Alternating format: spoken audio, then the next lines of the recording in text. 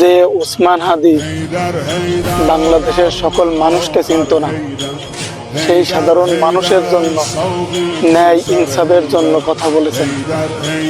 সে ইনসাফ চেয়েছে বিধায় তার মৃত্যু হয়েছে। বাংলাদেশের মানুষ কখনো ভালো মানুষের মূল্য দিতে জানে না। এই বাংলাদেশের মানুষ সেই ওসমান হাদির বিচার করেনি। হাজারো ওসমান হাদি এভাবে মারা গেছে, তাকে মেরে ফেলা হয়েছে, কিন্তু তার বিচার হয়নি।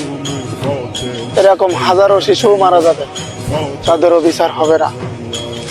আমাদের দেশটা 95% মুসলিম পরিচয় দেয়, কিন্তু এই পরিচয় না দেয়াই উত্তম। যে দেশে ন্যায় বিচার নাই, সেই দেশে 95% মুসলিম পরিচয় না দেওয়াটাই উত্তম। আপনারা বিবেচনা করে দেখেন, কথাটা আমি ভুল বললাম নাকি।